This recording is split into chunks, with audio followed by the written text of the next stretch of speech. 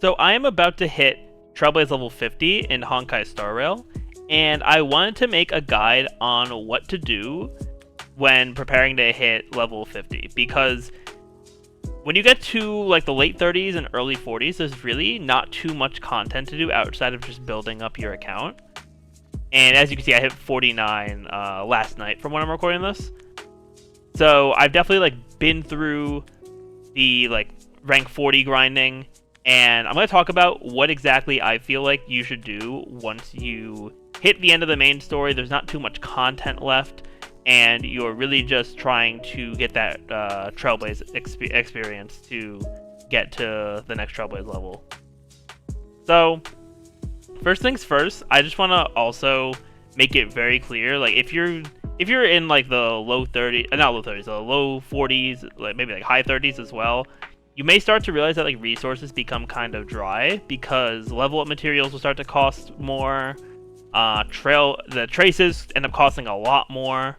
These can be very expensive, especially these like later ones. As when we get even higher Trailblaze level, like this one trace here is 160,000 credits, which like I've gotten some credits stacked up, and I'll kind of explain why in a bit here. But stuff starts to get very expensive. So you definitely want to focus your efforts on building up your characters in the best way possible for your account and what you want to run. So to start off here, the first thing you want to do is make sure that your main team is built up as much as you can and as much as is, efficient for them. So what I mean by that is, for example, I'm going to pull up my Sela, because she is by far my best built character right now. So you want to have your main characters, first of all, you want to focus on character level. I have my main team all level 60, which is the max for Equilibrium level 3. Then for Light Cone, you also want to make sure it's maxed out, and if you have dupes of it, superimpose it whenever you can. Then afterwards, you want to get traces done. Now, I'm not entirely sure, like, I guess it depends on, from person to person, but, like, certain characters don't get as much benefit from certain traces, mainly, like, the support characters for, like, more offensive traces. So, I think it's really, like, up to you, like, when you want to level those up. But, like, for example, for a character like Sela, I leveled up all her traces because she gets benefit from a lot of things. Her skill, her ultimate, her talent, her basic attack, and then also, like, the bonus abilities here as well. So, yeah, definitely getting those traces up, and this is probably the most expensive part of building up characters, which is why you'll hear a lot of people who are in, like, the mid-40s being like, oh my god, I have no credits, which I was there for a while. But, I kind of used some fuel which, honestly, I think you shouldn't use fuel, which I'll talk more about later. But I use fuel to, like, sort of speed up my grinding process. So that's why I've gotten like a good amount of stuff built up in the time I've been playing. But yeah, and then for relics, you don't want to invest too heavily on relics. Like, I have some of these leveled up. The reason why I've leveled up some of like these like musketeer set ones is because this is a universal set. So once I get to Trailblaze level 50 and like once I start actually like grinding the proper sets for characters, these relics can still be used on people, so it's not a total loss to level like the Musketeer setup. So yeah, just to give like my characters a little bit of a boost for right now, and then like I'll really build them out once I'm able to start farming relics. But you don't want to start farming relics until rank 50. But now you might get in a situation kind of like I did, where I'm like, okay, I built out my main team. They all have like max level Light Cone, max level character. They have their necessary traces leveled up. Like, what exactly? I actually didn't finish doing this. Kind of crazy. So you're just like, okay, what should I, focus on next? Because I have my team maxed out. I can do a lot of the content in the game. Well, I think from there you should take a look at what you have, and maybe I'll make another video about like team building and stuff for it. But for the Forgotten Hall and Memory of Chaos, you do need 2 teams, and I've just actually got Memory of Chaos unlocked. I haven't tried it yet. I still want to 3-star this first. But for these stages, from stage 11 onwards, you need to have 2 teams. So building up a second team is going to be pretty necessary for you to be able to get these rewards. And the rewards here are like pretty solid. Like 200 Stellar Jades per, and then you get some credits. And then once you get to Memory of Chaos, you get less Stellar Jades, but you still get the same amount of credits, which is definitely very nice. You know, late game players will always want credits whenever we can get them. So that definitely is a big help.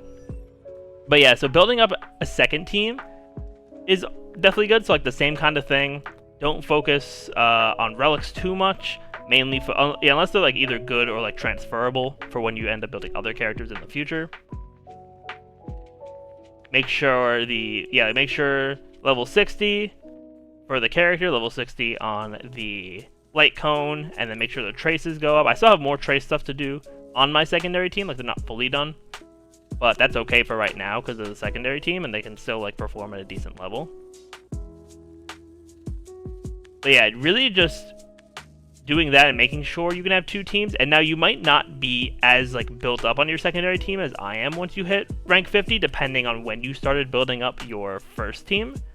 Because I was able to settle on my first team rather quickly because I pulled my 5 stars rather quickly. So I kind of just like put them on, and I've been using them since I was like high 20s for my Trailblaze level. So I wasn't really, you know, switching my team around much once I got to the end of the like Euro 6 story. So it's definitely good for me to have that. But I also know that people, you know, they might hit like rank 38 and pull randomly like a Bronya, and then they want to use Bronya and then change up their whole team comp. So like I get that. But I think once you hit 40, you really want to just commit to a team to build them, so that you can get the maximum effectiveness out of your resources. And then the last thing I want to talk about, which I sort of alluded to earlier, is fuel. Now I use some fuel to, you know, increase my grinding speed to like get more resources. That is not where I want to go. There we go. Yeah, so I mean I still have some left, which is nice, but you're gonna want to save your fuel for Trailblaze level 50 plus once you get to Equilibrium level 4, because once you get to farming for like, you know, level 70 characters, level 70 light cones, all that stuff, you're gonna need a lot more resources for one. And you know, the drop rates do go up between Equilibrium 3 and 4, but you're still gonna need to get a lot of resources. But then, like here, I'll show as an example. If we go to Bronya, we go to the Ascensions. So for this Ascension, I need 20 of the Stagnant Shadow material, and then I need 6 of this 4-star material here. Which, I mean, I should have a good amount of these because you get them from the Silvermane guards, but like, it's still going to be a lot of stuff to get, and it's going to cost 80,000 credits to ascend, which is a lot. So it's definitely going to be a massive grind. So you kind of want to use your fuel to make sure your important characters can get up. But then also, rank 50 is when you should start farming relics, because if you farm relics at Trailblaze level 40, you are only getting, because each of these has 2 sets of relics that you can get. But at Trailblaze level 40, you're only able to get 1 5-star relic, no matter what. Whereas at level 50, you have a 50% chance to get a second relic, which is so much better. Because let's say, for example, I know the biggest offender of this, I gotta find the set. I believe it's this one. Yeah, the Quantum set. So this is really good for people like me who have Sela, because they want to get the quantum damage bonus and all that stuff. But the other set in this relic farming is a set that's not really good on anyone. It's just damage reduction.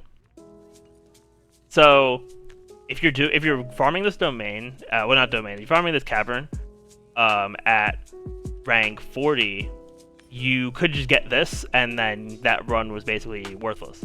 Whereas if you're running it at Trailblaze level 50, you could get if you get this for your guaranteed when you're sure, but you have a 50% chance you could get one of these, or you could even get 2 of these for our best case scenario, which would be really good.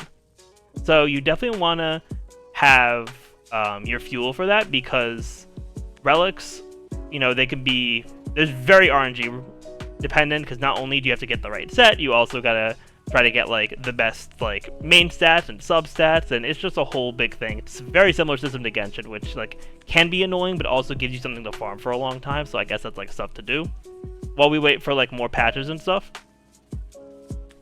But yeah, that is pretty much my guide to pre-Trailblaze level 50. It's definitely a good track to stay on to just like make sure your characters are maxed out to 60. And then I think like once I get to 70, so I can experience how like the resources are get like even more dried up somehow, because like it feels bad when you're in like the 40s, but I'm sure the 50s are going to be worse. I'm probably not going to level up all my characters to 70, at least not like right away. I'm going to focus on my damage dealers. So for me right now, that is Sela on my main team, and then Serval on my secondary team. And then I'll see where I go from there. But yeah, with that, that's going to be it for this guide. Let me know what you all think. If you enjoyed the video, be sure to like, leave a comment, subscribe to the channel, all that fun stuff. And I will see you all next time.